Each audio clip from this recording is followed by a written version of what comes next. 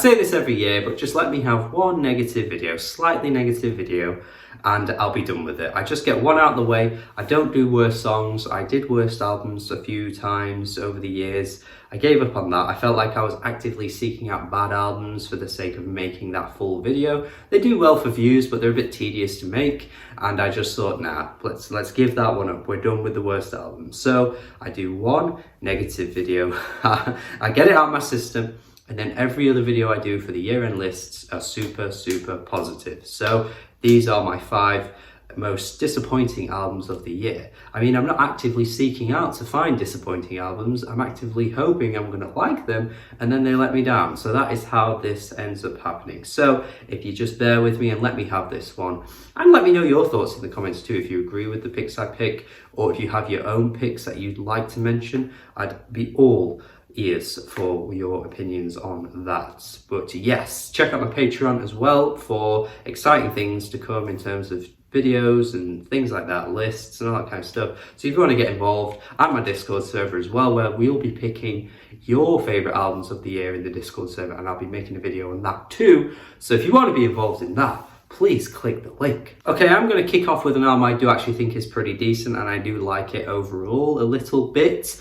But the expectations I have for this artist and the high bar she has set over the years, Regina Spektor did let me down with her newest album. It didn't help that her last album from 2016 was one of her best ever. Remember Us to Life, it's one of her best written albums. It's one of the more wise albums from that year as well, in terms of just how she presents the lyrics and the ideas that she comes out with. It's a really poignant album, and the lyrics are just next level stuff. One of the best written albums of that year for sure.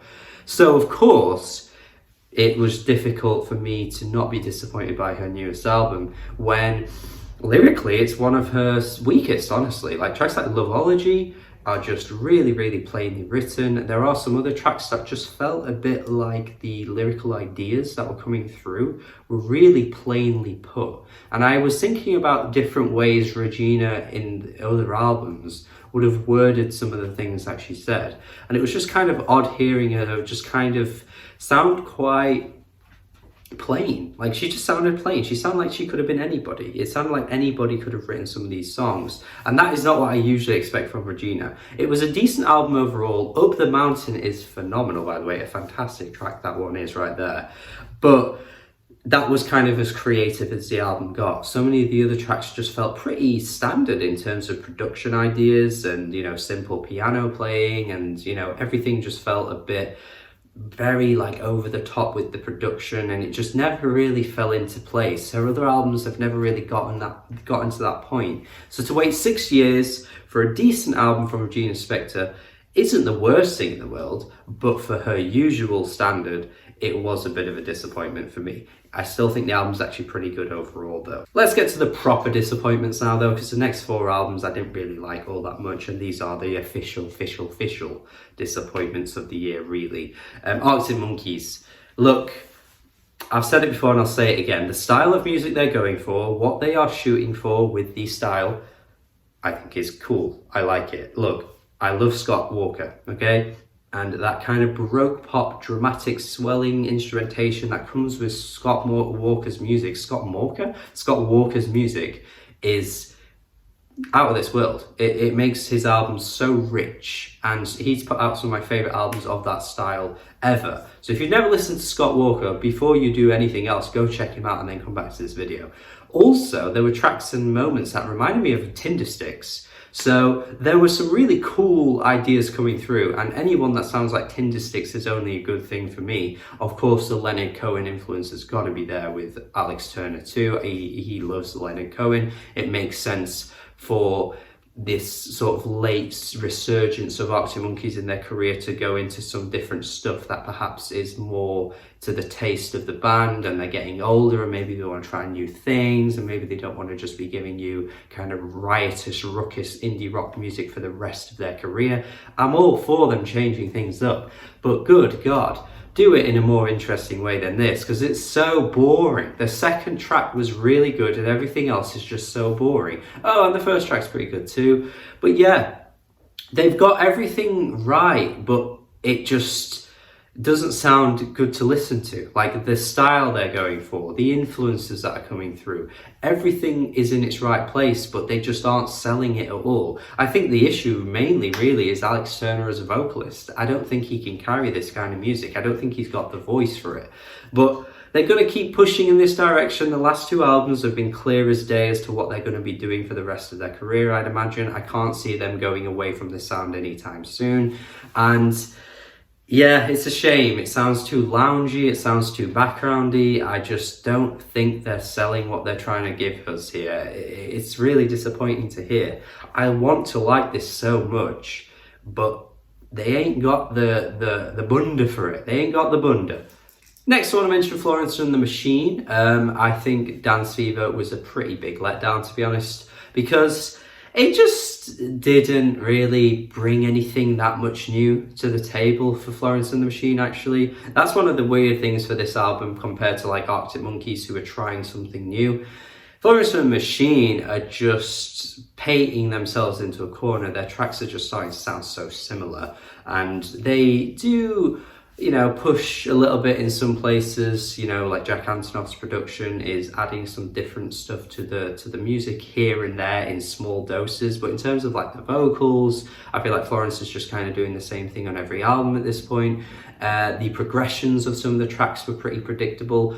Look, nothing is really coming close to How Big, How Blue, How Beautiful at this point. Like, some of those tracks felt so anthemic and so just like euphoric and huge and blissful. Like that was the peak of their career for me. I feel like they just nailed the choruses. Everything just felt so powerful. The delivery on the tracks as well, the stunning production, the beautiful vocals, like everything on that album just feels like it's the epitome of what Florence and the Machine have been doing for this whole time.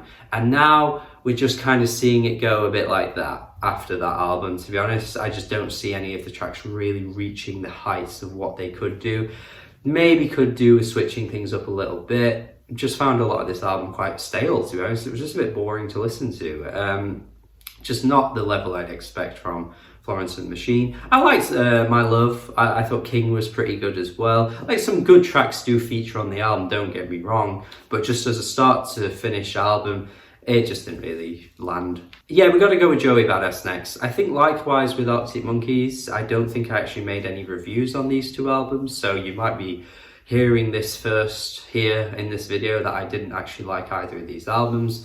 But for Joey Badass, one of the biggest issues was the fact that we did wait quite a long time. And I don't necessarily think it's a good idea to rush artists into making music, into releasing music. I'm never a fan of that. I don't think you have to drop every 2 years to stay relevant. I don't agree with all that kind of thing. But to put it into context, his last album came out pretty much the same time as Kendrick Lamar's last album, and then they both dropped at the same time. So it's been the same time frame between both albums. And I just feel like Kendrick Lamar really pushed his sound a little bit more. He tried some different things on his newest album. He was going for something a bit different in terms of the arc, the lyrics, the narrative. It just felt like there was a progression. And Joey Badass, I don't know what he's progressed with, honestly. Like, he sounds the same in terms of what he did when he first burst onto the scene. His bars are still kind of whatever, really. Like, he's a good rapper, but I just don't see what he's done differently since the earliest days. Like, the music isn't that great. He's really trying so hard to be someone else on that track with Chris Brown as well. Like, I don't know, I just don't feel like Joey's brought much to the table in the way of new ideas. Like, the beats are all pretty similar on the album. Like, he just sounds still like he's a bit stuck in the past with his music. And I don't know, I thought All American Badass was a progression. I thought that was good. I thought there was some absolute rages on there, like Rockabye Baby with Schoolboy Q. What a banger. Like, if you've not gone back to this album in a while, please go back to it. Some of those tracks have aged really well. For My People, Temptation, like, great Joey Badass songs. And there's choruses, there's hooks, he's singing on those tracks, he sounds really good.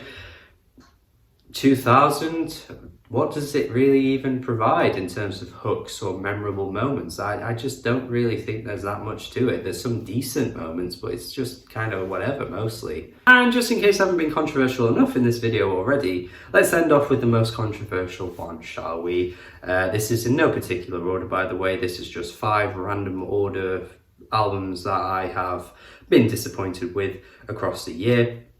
Taylor Swift, yes, we're going to end on a big one. Midnights, for me, was one of the most disappointing albums of the year because of my expectations for it, really. I think her new sort of direction with Folklore and Evermore was really cool to see. I like the fact that she was trying something totally different and it paid off for her as well. They were successful albums. She got a Grammy from it. Like, it was a really good era for Taylor Swift. And one of the best parts about the era was the writing really improved. From Reputation to Lover to Folklore, like, that progression is a huge incline in terms of how much better the writing is. Like, we know she's a good writer. Her early work is well written, you know, some fantastically written songs on Red, some fantastically written songs across her whole career as well. Like, we know she's got it in her, and Folklore was kind of like that point where it was like, yeah, she's really nailing the writing this time. And Midnights just is a huge step backwards. Like, I don't really get why this got so much praise right off the bat. Of course, it's Taylor Swift, so it was going to break listening records and streaming records and all that kind of stuff. That's fine. You know, the biggest artist in the world is going to do that, or one of the biggest artists in the world is going to do that with her music, of course. But man, this is not that well written. Like, it really isn't. And the production from Jack Antonoff really mutes some of the songs as well. They could be harder hitting, but honestly, they just aren't. Lavender Haze is a really good track, and there's some other good tracks across the album, but I just can't hide away from how badly the writing is on tracks like Karma, or some of the lines that she comes out with on Antihero. Some of the lines across the entire thing, honestly, Question is just not a good written song either. Like, she is so much better than this. She's really, really preaching to the choir, I think, on this album. She knows that her stans at heart are kind of like basic teenagers at the end of the day, and she's just leaning so much into that, and she knows that they'll eat it up, and that's fine. At the end of the day, I think Taylor Swift is self-aware with this kind of thing, but she's so much better. I mean, she wrote Begin Again. She can write way better songs than this. It's not even like they're that catchy either, to be honest. Like, these aren't memorable pop tunes to me. I didn't really find myself singing along to that many of them, compared to like 1989, which is just stacked with bangers after bangers after bangers. There's some bangers on Lover as well. Like, she can make great pop music and she can make great written music as well. This album isn't either of those, really. It's in the middle ground. It falls in the middle. It's not particularly catchy. It's not particularly well written. It just falls in the middle of being a pretty meh album. And to top it all off as well, the concept wasn't even that good. She sold it like it was going to be this really cool Sleepless Nights concept with, you know, the feelings of insomnia and all this kind of stuff. And this album, where is that? Find it for me. I didn't see it. So yeah, just pretty much of a letdown for me in terms of the writing, the songs, everything about Midnights was just such a disappointment. I really like Taylor Swift. I have to say this just in case anyone would get upset. I think she's great. She wouldn't make it on this list if I didn't think that, because to think so highly of an artist, to then be disappointed, goes to show that, you know, you do like them because you expect more, and I expect more from all 5 of these artists. So I like them all. They just let me down this year with their albums. So there we go. This is my list. Thank you for watching as always. Please check out my Patreon if you haven't already. I would love to see more people involved in that. Like I say, there's going to be a fun little album of the year Discord thing that I'm going to be doing over on my Discord, so please check that out on the Patreon. Please subscribe to the channel if you haven't already. Comment and let me know your thoughts on your most disappointing albums or what you think of my picks. Have a good day and goodbye.